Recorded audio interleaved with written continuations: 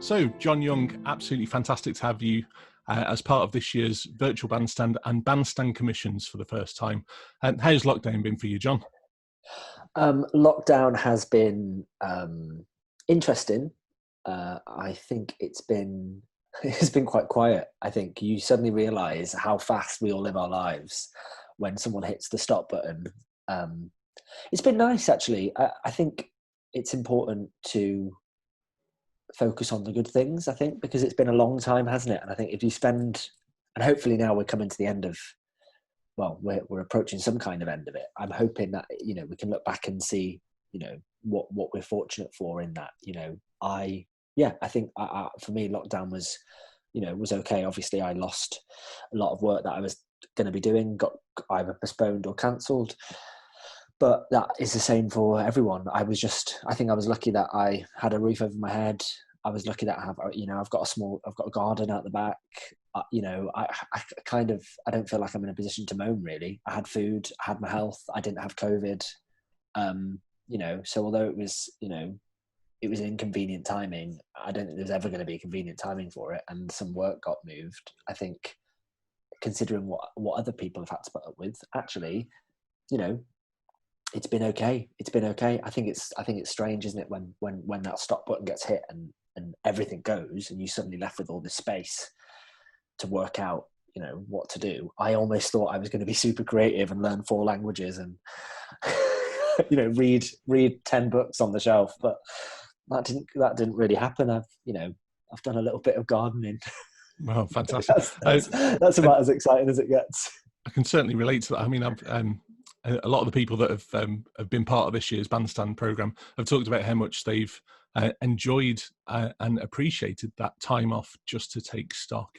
And I certainly relate to learning new languages. I think I did 2 hours on Duolingo, learning a bit of German, and then swiftly moved on into all sorts of other things. But what were you working on before? And just talk us through your background and what you do. So I am a theatre director, freelance theatre director, and I was actually just about to start rehearsals for the Grosvenor Park Open Air Theatre. I was going to be directing The Jungle Book this year in Chester's Grosvenor Park, which is a real shame because it was looking like a really exciting season. The week we went into lockdown, I was just about to head to London to audition for it. That didn't happen, but that's going to be postponed, and that's that should hopefully that's all going to happen next year. So that was my summer, really. Let's talk about your piece. So We Must Clap Louder. Really powerful piece, which we're going to show just now. What was the thinking behind that? So when I sent in the application to do the submission, I knew I wanted to do something about the NHS, but hadn't yet kind of worked out what it was. And then lockdown kind of, because the applications for this were all at the beginning of lockdown, really, weren't they? So I suppose I'd submitted it, and then I had quite a lot of time to sit on it and think about it. The thinking behind it was, I was really aware that we as a community, my street was, every Thursday, 8:00, even if the dinner was ready, a couple of times it was, quickly, the dinner, oh no, put the dinner back, no, come on, no, just bring your cup of tea with you. We have to be there for 8. And it was great, and it was, it was wonderful. And I think very early on, it was nice to see neighbours, and it was nice to be out on the street, and it felt like a really nice way of saying thank you to all of those, wonderful people who are kind of risking their lives every day to kind of, protect people and make people better. And that was really joyous, and that was really, really beautiful. And then as that continued, there were lots of kind of news articles and kind of interviews with people who worked for the NHS who were kind of, I suppose, although they were appreciating the gesture of what people were doing. I watched an interview with a doctor, and he was going, "I don't want you to clap. I'm not bothered about you standing on your doorstep and clapping. I'm bothered that, you know, the system that we're all working in at the moment isn't is invested in and not destroyed. You know, I'm just doing my job. I don't want you to clap for me. It's lovely and the gesture's really nice, but if you're going to do anything, if you're going to give your energy to anything, it's making sure that this system that we have is going to still be here in 10 years time.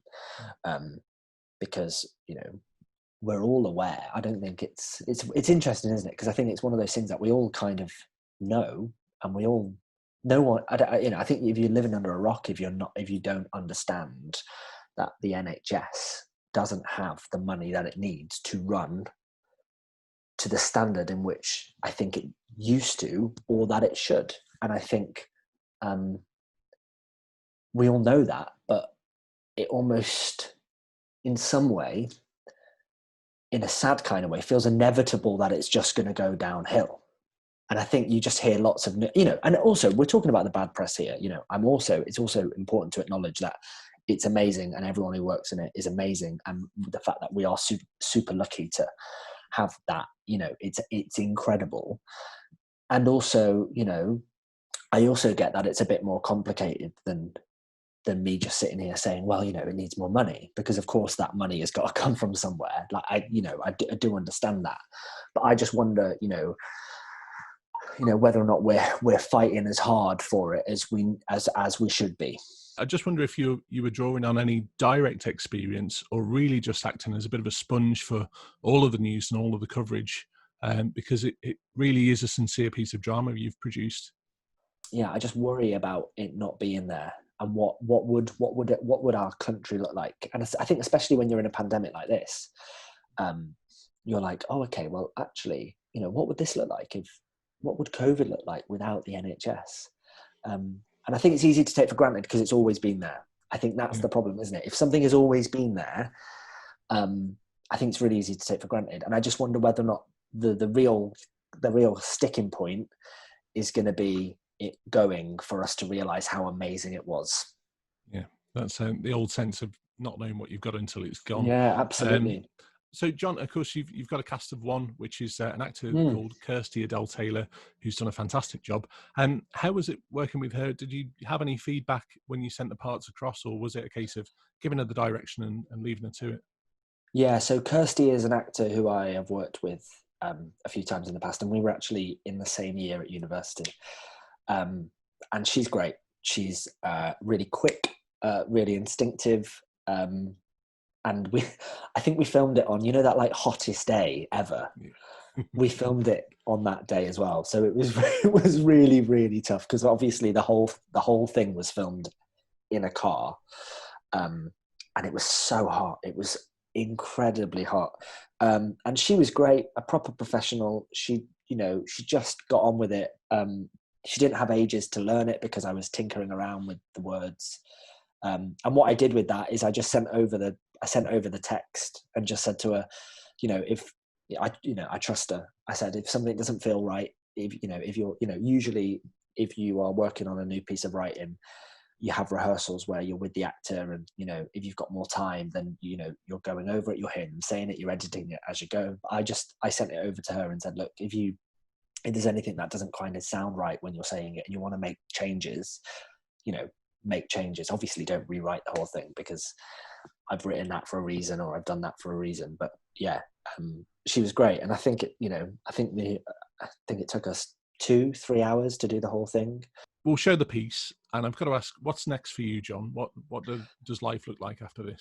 I'd like to look at extending what I've done with this video in a way. I'm going to have a little bit of think about that, because I think it feels like something we want to kind of look into and listen to. And I think, you know, the amazing thing about the people who work in the NHS is, you know, they're normal people. You know, they're not this whole idea about like superheroes, you know, wear capes and all this stuff. And, you know, there are lots of nurses who are coming out and just being like, look, we're just normal people doing our jobs.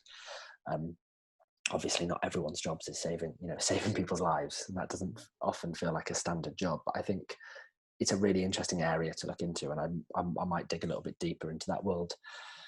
I think that'd be really worthwhile. I think there's there must be pots of funding out there that would actively support work like this, and it really resonates with, like you say, everyone that's ever come into contact or knows someone that has. Little tableaus of different areas of that. Yeah. And I wonder if that might work in a live setting. So I'm thinking ahead to hopefully a back of the bandstand season next year, and we'll see how that looks. Really keen on getting more theatre into that space alongside the music, the dance and the visual art. So we've got a multidisciplinary offering again. I'd love to see a couple of these things performed interspersed throughout the afternoon. I think that's food for thought, maybe. Just touching on theatre generally though, John, I mean, you've worked in this arena for years and understand it. Is there anything that shocked you over the last few months about how things have gone and some of the theatres that have gone under? Lack of clarity, lack of support. I think it's interesting, isn't it? Because I think obviously my network of people in my circle of friends and colleagues are freelance theatre makers, and some are not freelance theatre makers. Some are employed by buildings. But I think it's been really, really hard. I think there was a package that was released, which was great, but that's not. I don't think the details of how that has been released has been clear yet. And I think for lots of people in the industry, I think they probably feel neglected and left out and forgotten about. Something a lot of people won't have thought about as well. If actors, directors, and everybody in the theatre industry are saying that, and broadly they are. Now I work with actors and have actor friends, and I know they're some of the most resilient people because they spend their lives turning up for jobs they're probably not going to get, not getting a call to tell them they don't have it, and having to go through the same process over and over again and take on other work in between. So thick-skinned doesn't even come close. I think they're some of the most resilient and strong people I've known. And if they're saying that actually this is really tough, then I think everybody needs to take heed. Yeah, and again, I'm not moaning. I'm not moaning, but I'm not complaining personally because I'm in a very different situation. I've got some friends who've received no income over all of this time, who haven't qualified for any of the loans, and who have essentially been left. Again, in terms of, it could be. I feel really fortunate that I have been all right through all of this, but there are loads of people who haven't, and I think that we need to be looking at. We need to make sure that everyone's okay. That's really important. I think that's probably a really good message to close on, actually, especially here at probably the beginning of the end of the beginning of what this looks like going into winter and everything else. But your piece of work's been absolutely wonderful to see as a work in progress and the ideas. I'm personally very grateful for what you've put together, and I'm sure the audience and everyone that views this will really resonate with them. So more of this. I really hope to see more of your work in the future. Thank you. Cheers. Cheers, John.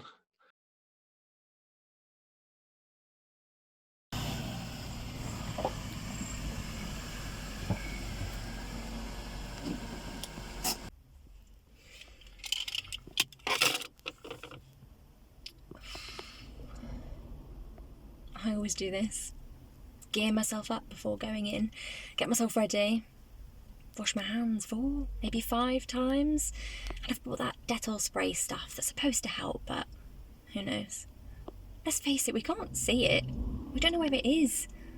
And I have to accept that I might be bringing it into the house again, and we still don't have the proper stuff. Apparently, we're waiting for a delivery. Imagine saying that to a soldier on a war zone. Sorry, we know you're about to go into war and you can't see the enemy, but we haven't got the right equipment for you because we're waiting for a delivery. Never mind.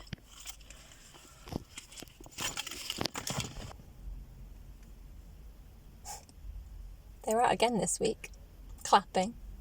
Apart from next door, she never comes out. Dave was telling me he stands a little bit closer to the fence each week just to make a point. It was out with a saucepan last week, and I caught him looking at trums on Amazon. I keep telling him, though, just because she doesn't come out, she doesn't have to. She's not on a doorstep, doesn't mean she's not supportive.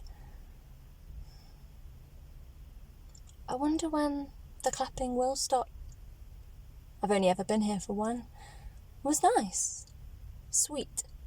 Felt like we were all together, a part of something.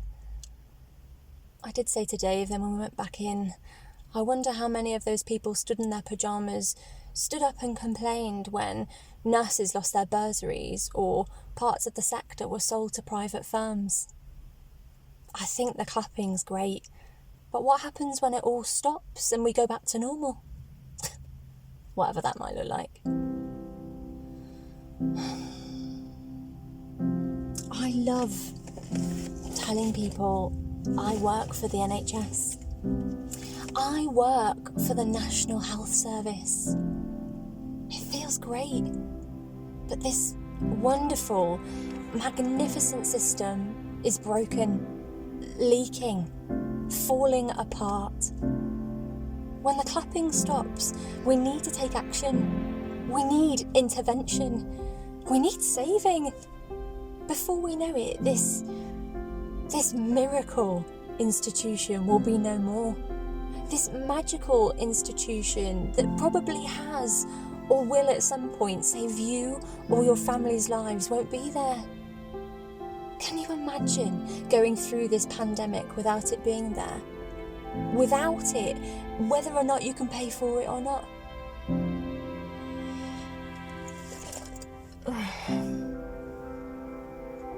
We need to shout louder. We need to clap louder. And we need to hold our government to account, because if we don't, we'll lose this precious jewel.